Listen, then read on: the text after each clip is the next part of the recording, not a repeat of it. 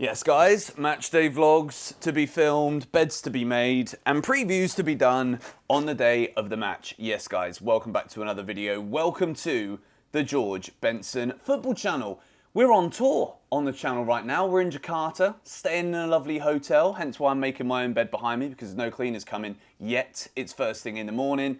Brentford versus Chelsea. The banana skin of all banana skins. As a Chelsea fan, you think of Brentford and you're like, lowly little Brentford. It's not been that way for us, has it? They've come to Stamford Bridge twice. They beat us, I think, 4-1 when Tony Rudiger scored what was the goal of the season, but it was just a mere distant memory considering the outcome of the match. Last season, I also believe they came to the Bridge and battered us. And away from home at Brentford, though, we've not been atrocious. Remember Chile scoring a winner? And obviously, you guys know the place to be for match score predictions is GBFC. Wait till the end of the video. In this video, I'm obviously going to be building my Chelsea team the same way that we do for every match preview. But I want to talk a little bit today about the Leeds performance. When you're looking at Chelsea lineups, and I don't know if you guys feel the same here, let me know in the comments down below. When I see the players that are out there in lineups that I actually agree with, I get excited. I look at Caicedo, Enzo in a midfield too. And I think, yeah, this is really good. We've obviously spent a lot of money on these two players. We bought them for a reason. And I'm like, is this going to be the game that everything clicks together? We see a world-class performance. And I look across the field, I look at the attack, and I'm like, is this going to be the game where we see a world-class team? That's been the problem all season long for Chelsea. We've relied too heavily on moments of individual brilliance, moments from Cole Palmer, and as a whole, we're kind of just waiting for the team to click. And that is why Pochettino'S come under so much stress from Chelsea fans. There's been such an onus from fans to hold the point that we've not seen enough patterns of play. We're not seeing enough cohesion in this team. And I just wonder, Brentford away, a team that are conceding a lot of goals at the moment. Ivan Toney's obviously back. They've not had the best season that they've had since they came up from the Championship, where they've absolutely looked completely at home in the Premier League. Brentford away could be that kind of game where, having beaten Leeds 3-2, there is still that hangover of losing the Carabao Cup final last weekend. Is this the game that everything clicks for Chelsea? Now, that might come across as overly positive for some of you who aren't too convinced about us whatsoever. And to be quite honest, when I look back to the way I felt at the end of that Leeds game, I don't think it's ever felt so flat. When you win an FA Cup game, you progress to the quarterfinals, you know the quarterfinal draw is Leicester at home, so you think, well, at this rate, Chelsea could be on their way to Wembley again for an FA Cup semi-final, and then, heaven forbid, who knows, you might even make an FA Cup final. But it felt so flat. And even when I read your comments, and when I see the response that you guys are giving on videos at the moment, there is a serious lack of strong positivity for where this team is heading, for what we're currently doing, and I really hope that can change. And the way that that changes is by big performances, putting in solid displays like we did away at Aston Villa in the FA Cup. Turn that on tonight, Chelsea. Brentford are obviously not going to sit back, although they might sit back because they know how easy it is to frustrate Chelsea. I think Brentford will try and play, but I do think that could play into Chelsea's hands. So, without any further ado, we begin with the goalkeeper. Now, this is now a discussion. Was Sanchez chosen back in the Chelsea team in the FA Cup to get minutes in a cup game? Or is Sanchez now fit enough and Pochettino sees him as the number one ahead of Petrovic? There's a big discussion also to be had about distribution. A big issue with Chelsea goalkeepers over recent years has been, since Petr Cech left, Thibaut Courtois also, there's not been a goalkeeper who's been able to distribute the ball quickly, effectively and efficiently. And when I look at Sanchez, he's supposedly the distributing goalkeeper. He's supposedly really good with his feet.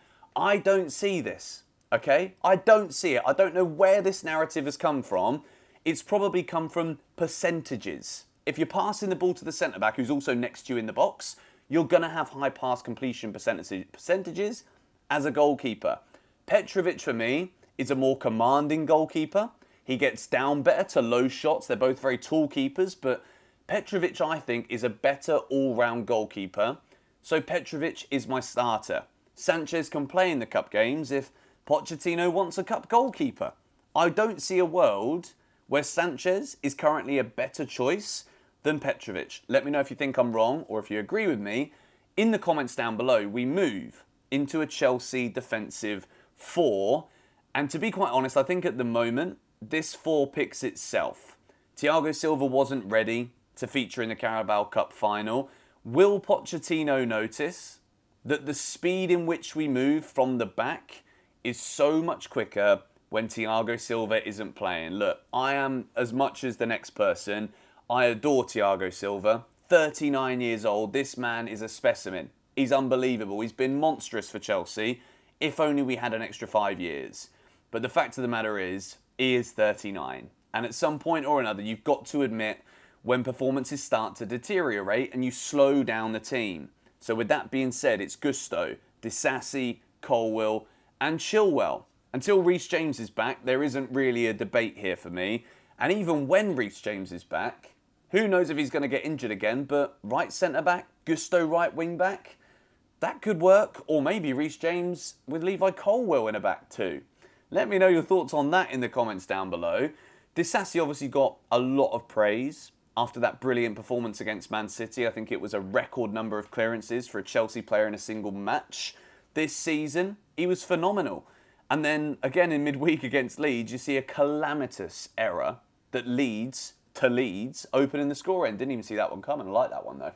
And he needs to regain that City form. There can't be one good performance, get a load of praise, you jump in the crowd at Selhurst Park and then everyone starts to love you, so we lapse in concentration. That can't be the way that this goes. That back 4 though, as much as I don't think defensively I'm that confident yet, the more they play together, the better they're going to become as partnerships across that whole back 4. Chelsea need to go with some kind of continuity, consistency here for players to learn each other better. We move into that midfield pivot that once again picks itself. This is a Premier League game. Chelsea need to be fighting for European places. We don't go resting players unless they're not fit enough at all or they're injured. Caicedo and Enzo. That is what we're rolling with here. There's a big debate to be had right now about Conor Gallagher. I do think he is so important to this Chelsea team, but I also think that Pochettino might be bold when it comes to that front 4. Now, you remember in my preview for the game against Leeds, I made a very bold prediction, wedged it on the thumbnail as well, saying new position for Mudryk. And in that video, I said it was his last chance. In that Leeds game, he played exactly where I said he should play, and he scored a goal, and I believe he actually got player of the match for his performance in that game. So, the Mudryk debate right now, especially when you think about the way that Chelsea are going to have to try and use their valuable players that they've spent a lot of money on, even if it is to get the best out of them for Chelsea, or maybe it's to get the best out of them to be sold. So if Mudryk scores and puts in a man of the match performance, he can't just get dropped the next game. This can't work that way. So with that being said, I have chosen Mudryk in the number 10 over Conor Gallagher, and then we can see Gallagher come on, influence the game off the bench exactly how he did at Stamford Bridge against Leeds. And I don't even think it's a case of, well, Gallagher was poor in the cup final, so he loses his place in the team and then can only be used as a sub. Gallagher also scored against Leeds in the 90th minute to win the game for Chelsea. But I do think here, Mudryk has to be given another shot. And if it isn't working, then you've got Gallagher to come on and change it early. And I think that's been an issue with Pochettino, is that sometimes he doesn't see that the game has gone away from Chelsea, not even going away. Games go away from Chelsea so quick. We lose control so fast.